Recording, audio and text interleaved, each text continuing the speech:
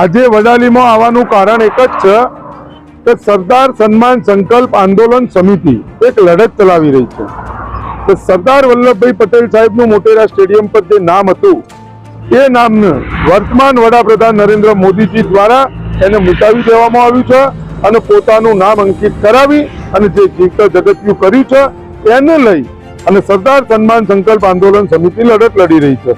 2022 વિધાનસભાની ચૂંટણીઓની અંદર કોંગ્રેસ પાર્ટીએ અમારા મુદ્દાને એમનો મુદ્દો બનાવી દીધો હતો અને કોંગ્રેસ પાર્ટીએ મુદ્દાને મેનિફેસ્ટોની અંદર લીધો હતો કે જો ગુજરાતની અંદર કોંગ્રેસ પાર્ટીની સરકાર આવશે તો અમે ફરીથી સન્માનભેર મોટેરા સ્ટેડિયમ પર સરદાર વલ્લભભાઈ પટેલ સાહેબનું નામ અંકિત કરાવીશું। ત્યારબાદ ભારત જોડો ન્યાય યાત્રા લઈ અને રાહુલ ગાંધીજી જ્યારે ગુજરાતની અંદર આવી રહ્યા હતા ત્યારે જાલોદની અંદર સરદાર સન્માન સંકલ્પ આંદોલન સમિતિના અધ્યક્ષ મિથિલેશભાઈ અમીન દ્વારા એક સ્લોગન તૈયાર કરવામાં આવ્યું હતું અને સ્લોગનનું અનાવરણ ગુજરાત કોંગ્રેસના પ્રદેશ અધ્યક્ષ શક્તિસિંહજી દ્વારા તેનું અનાવરણ કરવામાં આવ્યું હતું અને સ્લોગન એવું હતું કે હટાએંગે નફરત કી આંધી કો સાથ દેકર ગાંધી કો। એને લઈ અને અમે બધાએ નક્કી કર્યું છે, સમિતિના લોકોએ નક્કી કર્યું છે, સમિતિએ નક્કી કર્યું છે 26 લોકસભાની જે ઉમેદવારો છે એ વિરોધ પક્ષના જે ઉમેદવારો છે ભારતીય જનતા પાર્ટી સિવાયના જે ગઠબંધનના ઉમેદવારો છે એમને સમર્થન કરીશું, સાથ આપીશું। એને લઈને આજે હું વડાલી ખાતે જે ડોક્ટર ચિરાગભાઈ પટેલ જે કોંગ્રેસના ઉમેદવાર છે, ગઠબંધનના ઉમેદવાર છે, એમના સમર્થનની અંદર પાટીદાર સમાજને હરેક વાત ફરીથી જગાવવા માટે આવે છું। કારણ કે પાટીદાર સમાજ ચોકના ચોક ભૂલકનો સમાજ છે, ચોકના ચોક ભોળો સમાજ છે અને ચોકના ચોક રાજકીય પાર્ટીનો હાથો બનતો રહે છે। એ પાટીદારો જે ફરીથી 2015ની જે લડત ચાલતી હતી એ લડતને ધ્યાન લઈ અને આજે વડાલીના ખાતે પાટીદાર સમાજના લોકોને મળ્યો અને વાતચીત કરી અને આજે સંવાદ જે કાર્યક્રમ હતો એ કાર્યક્રમની અંદર મને મોકો આપવામાં આવ્યો, બોલવાનો મોકો આપવામાં આવ્યો। એ માટે અને મારી વાત જે મૂકવામાં આવી અને એ બધું લઈ અને આજે મારે વડાલી ખાતે આવવું। સાબરકાંઠા લોકસભામાં તુષાર ચૌધરીને લોકો કેમ વોટ આપે? શું કામ લોકો વોટ ના આપે? કારણ શું? 2014ની અંદર 26 લોકસભાના ઉમેદવારો ભારતીય જનતા પાર્ટીના ગુજરાતની જનતાએ વિજયી બનાવ્યા। 2019ની અંદર પણ વિજયી બનાવ્યા। મળ્યું શું? 10 વર્ષની અંદર શું મળ્યું? કયા લોકસભાનો સાંસદ પોતાના મત વિસ્તારની અંદર ગયો છે? હું પોતે પણ હું ગામડામાં રહું છું, સાચું ભારત ગામડાની અંદર છે। આજે હું અહીંયા ફરું છું, 2 દિવસથી ફરું છું, તો અહીંયા મને પોતાને પણ જાણવા મળ્યું લોકોમાં રોજ છે, કોઈ જોવા માટે આવતું નથી। અને તુષારભાઈ ચૌધરી જેમના પિતાજી અમરસિંહભાઈ ચૌધરી જેઓ ગુજરાતના પૂર્વ મુખ્યમંત્રી હતા, સ્વર્ગીય પૂર્વ મુખ્યમંત્રી હતા અને એમના દીકરા તુષારભાઈ ચૌધરી જેઓ 2 વાર સાંસદ પણ બની ચૂક્યા છે, 1 વાર સાંસદના મંત્રી પણ બની ચૂક્યા છે, હાલ ખેડ બ્રહ્માના ધારાસભ્ય છે, 3 વાર ધારાસભ્ય પણ રહી ચૂક્યા છે।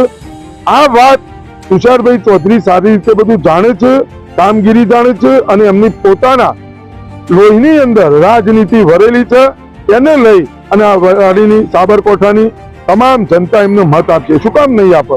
સારો ચહેરો હંમેશા જનતા ઈચ્છતી હોય છે, જનતાનો અવાજ ઉઠાવે એવા ચહેરાને જનતા ઈચ્છતી હોય છે। જનતાની દર્દ પીડા વાત જે સાંભળે એવી પ્રધાનમંત્રી જેવું તો છે નહીં, તો પોતાની મનની વાત પોતે કરે। તુષારભાઈ ચૌધરી લોકોના મનની વાત સાંભળી એવા ઉમેદવાર છે, સારા ઉમેદવાર। ધનજી પાટીદાર ગુજરાતનો પ્રવાસ કરી રહ્યા છે, તો ગુજરાતના પ્રવાસ દરમિયાન એક બાજુ ભાજપના આગેવાનો કહી રહ્યા છે કે ગુજરાતની અંદર લોકસભાની 26 સીટો અમે જીતીશું। આ બાબતે ધનજી પાટીદારનું શું મંતવ્ય? અત્યારે 400 પારનો જે નારો લગાવવામાં આવી રહ્યો છે ને, પણ પ્રધાનમંત્રીજી પોતે અત્યારે કન્ફ્યુઝ છે, તો બોલતો તો બોલી ગયા પણ 400 પાર તો બરાબર છે, તેલનો ડબ્બો 400 પાર કરી છે આવું કહેવા માંગે છે। 5 લાખ મતોની સરસાઈથી જીતવી છે, એકાદ સીટ કદાચ તમે જીતી શકો બરાબર છે, પણ દરેક સીટો તમારે 5 લાખની સરસાઈથી જીતવી છે।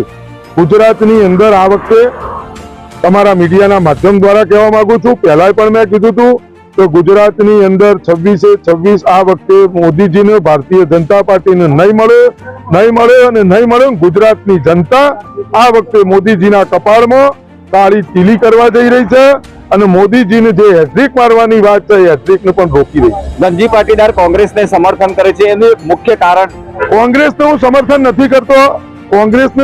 નથી કરતો, પણ કોંગ્રેસ પાર્ટીએ અમારા મુદ્દાને પોતાનો મુદ્દો બનાવ્યો। 2022ની અંદર કોંગ્રેસ પાર્ટીએ મેનિફેસ્ટોની અંદર સરદાર વલ્લભભાઈ પટેલ સાહેબનું મોટેરા સ્ટેડિયમ પર ફરીથી સન્માનભેર નામ અંકિત થાય એનો મેનિફેસ્ટોની અંદર એ મુદ્દો લેવામાં આવ્યો હતો. ત્યારબાદ ભારત છોડો ન્યાય હતા અને રાહુલ ગાંધીજીએ પણ આ વાતને સ્વીકારી છે કે ભાઈ જે થયું છે એ ખોટું થયું છે. સરદાર વલ્લભભાઈ પટેલ સાહેબ પહેલા પણ કોંગ્રેસી હતા, આજે પણ કોંગ્રેસી છે, અનાદિકાળ સુધી કોંગ્રેસી રહે છે. એમનું ક્યારે પણ કોંગ્રેસ પાર્ટી દ્વારા અપમાન કરવામાં નથી આવ્યું અને એને લઈ અને જે આ ઉબારો ચલાવવામાં આવી રહ્યો છે મોદીજી દ્વારા, ભાજપ દ્વારા, એ બાબતને લઈ કાલ સવારે મોદીજી પોતાનું નામ હટાવી અને ફરીથી સરદાર વલ્લભભાઈ પટેલ સાહેબનું નામ અંકિત કરી તો અમારી લડત પૂરી. અમે કોઈ પાર્ટીમાં નથી. તમે એક પાટીદાર છો, પાટીદાર તરીકે પુરુષોત્તમ રૂપાલાનો એક ટિકિટ બાબતનો વિવાદ ચાલી રહ્યો છે. આ વિવાદ બાબતે તમે શું કહેશો? બિલકુલ પરસોત્તમ રૂપાલાજીએ જે નિવેદન આપ્યું હતું ક્ષત્રિય સમાજની મા બેન દીકરીઓ પર, એ બિલકુલ વખોડું છું એને, અને આવું નિવેદન ના આપવું જોઈએ. એવું ને એવું નિવેદન જે પેલી ફાજલ મહિલા દ્વારા પણ નિવેદન આપવામાં આવ્યું હતું પાટીદાર સમાજની દીકરીઓ ઉપર, આવા નિવેદનો આપી તમારા પોતાની સસ્તી લોકપ્રિયતા માટે, તમે મત માટે કોઈ પણ જ્ઞાતિના કાર્યક્રમની અંદર જો એને સારો કહો, બીજા લોકોને ખોટા કહો અને મા બેન દીકરી ઉપર તમે ટિપ્પણી કરી દો. પાયા વિહોણી તમારા પાસે વાત છે, કોઈ ઉપજાવી દીધેલી વાત છે, એક તથ્ય સાચું છે નહીં. આવી વાતો જો તમે કરો તો ક્ષત્રિય સમાજનો જે રોષ છે એ બિલકુલ જાયજ રોષ છે, અનુભવવો જ જોઈએ. આજે પાટીદાર સમાજનો જે રોષ છે ફાજલ મહિલા ઉપર, એવો જ રોષ ક્ષત્રિય સમાજનો પણ છે. દીકરીઓ હોય છે, આવા નિવેદન ના લો જોઈએ. બિલકુલ હું આ નિવેદનને સમર્થન નથી કરતો. અને ક્ષત્રિય સમાજ હોય તો પાટીદાર સમાજ, હું તો પાટીદાર સમાજમાંથી આવું છું. સંપૂર્ણ મારું મા બેન દીકરીઓ, એમની કોઈ પણ વ્યક્તિ અભદ્ર ટિપ્પણી કરે, એમની આલોચના કરે તો એનું હું વખોડું છું, કાયમી માટે વખોડતો રહીશ. એવાનું હું સાથ કદી એને આપું. સાબરકાંઠામાં તમે ચૂંટણી પ્રચાર દરમિયાન કોંગ્રેસના ઉમેદવાર સાથે ફરી રહ્યા છો, તો ખાસ કરીને ગામડામાં અને આ જિલ્લામાં મતદારોનો કેવો મિજાજ જોવા મળી રહ્યો છે? નહીં, હું 2 દિવસ જ આવ્યો છું. 1 દિવસ પહેલા આવ્યો હતો અને 1 દિવસ ગાડીને આજે આવ્યો છું. એ 2 દિવસની અંદર તમામ ગામડાઓની અંદર ફરીએ છીએ. સંપૂર્ણ તમામ લોકોની સમસ્યાઓ છે અને લોકો અત્યારે કંટાળી ગયેલા છે, કારણ કે એવી પરિસ્થિતિનું નિર્માણ થઈ ગયું છે કે જેની ના પૂછો વાત. નાની બાબતો, એટલી બધી સમસ્યાઓ છે અને સમસ્યાઓનું સમાધાન કોણ કરશે? આમની પાસે હિન્દુ મુસ્લિમ, પાકિસ્તાન, જવાહરલાલ નહેરુ, ઇન્દિરા ગોધી, રાજીવ ગોધી, ફલાણું ઢીકણું, આના સિવાય કોઈ આમની પાસે વાત નથી. અને ગઠબંધન જે થયું એ ગઠબંધનને લઈ અને સંપૂર્ણ અમને ગુજરાતની અંદર, દેશની અંદર સંપૂર્ણ ફાયદો થશે અને એમાં ગુજરાતની અંદર ખાસ ફાયદો થશે. લોકોની સમસ્યાઓનું સમાધાન કરવા માટે એવો જનનાયક હોવો જોઈએ. જનતા એવા જનનાયક, એવા પ્રતિનિધિને ચૂંટી અને મોકલશે જેથી કરીને એમને મનની અને દર્દની વાત સાંભળે.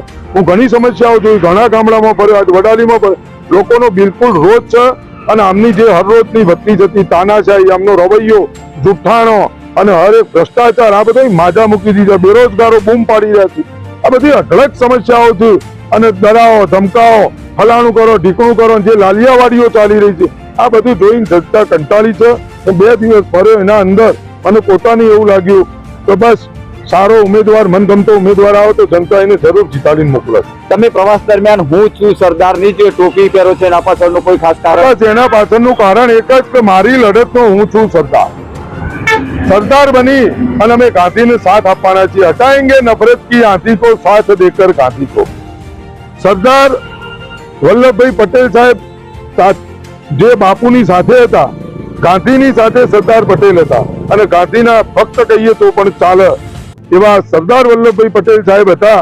ત્યારે આજે બાપુનું પણ નામ છે, સરદાર પટેલ સાહેબનું નામ છે અને હું છું સરદાર. તો હું છું સરદાર એટલે સરદારના જેવી રાજનીતિ આવી જોઈએ, સરદારના જેવી વાત હોવી જોઈએ, સરદારને સન્માન અપાવવાની રાજનીતિ અમે કરવા માંગીએ. એટલે હું છું સરદાર અને અમારી ટોપી ઉપર લખેલું છે હું છું સરદાર. ધનજીભાઈ, અંતિમ પ્રશ્ન, સાબરકાંઠા લોકસભાની સીટ કોંગ્રેસ જીતે એ બાબતમાં કેટલા આશાવાદી? બિલકુલ આશાવાદી, 100 માર્ક મળવું. એટલા માટે હું આપું છું કે જે પ્રતિનિધિ કોંગ્રેસ દ્વારા જે સાબરકાંઠાની મત વિસ્તારની જનતાને જે આપવામાં આવ્યા છે અને જનતા પણ જોઈ રહી છે અને એમનું ખુશ છે. જનતા આટલી સંવાદ કાર્યક્રમની અંદર પણ બહોળી સંખ્યામાં લોકો આવી રહ્યા છે. આવો માહોલ, ડરામણો માહોલ, અને મોદીજી કહે છે મારો વિશ્વમાં ડંકો વાગે છે, એવામાં પોતાના પૈસા ખર્ચી અને જનતા જો આવી રહેતી હોય તો ખરેખર કાબિલે તારીફ છે અને જનનાયકની જીત 100% પાકી. તમામ સમાજોની સાથે ખાસ કરીને પાટીદાર સમાજમાંથી તમે આવો છો, તો પાટીદાર સમાજના મતદારો બાબતે આપ કઈ કહેશો? બિલકુલ પાટીદાર સમાજના લોકો પણ આવું કંટાળ્યા છે અને વારે ઘડીએ એકના એક રિપીટ કરવાની અને ખોટી લોભામણી લાલચો આપી પાટીદાર સમાજ ઉપર પણ દમન થયું. 2015માં પાટીદાર સમાજ ઉપર દમન થયું. પાટીદાર સમાજને પણ મારે છે. પાટીદાર સમાજના 9 દીકરાઓની હત્યા કરવામાં આવી છે. પાટીદાર સમાજની મા બેન દીકરીઓને ગાળો બોલવામાં આવી છે. પાટીદાર સમાજના મા બેન દીકરા દીકરીઓ બધાને રોડ ઉપર ઘરમાંથી બહાર કાઢીને ઢોર મારવામાં આવે છે. સરદાર વલ્લભભાઈ પટેલ સાહેબનું અપમાન કરવામાં આવ્યું છે. તક્ષશિલાની અંદર અગ્નિકાંડ થયું, એની અંદર 23 દીકરીઓ મરી ગઈ. આ તમે જોવા લોકોને શું કામ પાટીદાર સમાજ મત આપો? કારણ શું? પણ પાટીદાર સમાજ એવું છે કે ભાઈ જનનાયક એમનો પ્રતિનિધિ ગમતો હોવો જોઈએ. હરેક વ્યક્તિની એવી સોચ હોવી જોઈએ, મારી પોતાની, કે પ્રતિનિધિ અને ગમતો હોવો જોઈએ કે જે જનનાયક બની શકે સાચો. એવા ઉમેદવાર મળે છે, 100% મળ્યા છે, તો જનતા એમને સ્વીકારશે. પાટીદાર સમાજનું જે આંદોલન ચાલ્યું હતું, અનામત આંદોલન, તે વખતના આપના જે બધા સાથીઓ હતા એક એક કરીને તૂટી રહ્યા અને તે અન્ય પક્ષોમાં જોડાઈ ગયા, એ બાબતમાં આપનું શું મંતવ્ય? બસ હવે એ થાકી ગયા, ડરી ગયા, તો બસ હવે પતી ગયું. 10% કોઈ સવર્ણ જ્ઞાતિને અનામત મળી ગઈ. અરે બરાબર છે, સવર્ણ જ્ઞાતિને 10% અનામત મળી ગઈ, મોદીજી આપી દીધી. એવું કોઈ છે અત્યારે જે ભાજપમાં જોડાયા, એમને શરમ આવી જોઈએ. મોદીજીને આલવી હતી તો પહેલા આપી દેવી હતી. 9 દીકરાઓની હત્યા કરી, ત્યારબાદ આટલો બધો કરોડો અબજો રૂપિયાનું નુકસાન પડ્યું, પાટીદારોનું પડ્યું, ગુજરાતનું પડ્યું, બધાને પડ્યું. લોકો હેરાન થઈ રહ્યા છે. અત્યારે શું થયું? હજી એમના પડતર પ્રશ્નો ઉકેલવાની તાકાત નથી કોઈની, અને કોઈ ઉકેલતું નહીં. સરકાર સાથે 10 વાર મંત્રણાઓ કરી અને છેલ્લે બધા જતા રહ્યા ભાજપની અંદર. એ સમાજ જોઈ રહ્યો છે અત્યારે જે વિવાદ ચાલી રહ્યો છે રાજકોટની અંદર. પરસોત્તમ રૂપાલા પાટીદાર સમાજમાંથી જ આવ્યું છે, એવું પણ કહે છે સમાજ સમર્થનમાં આવે. શું કામ સમર્થનમાં આવે?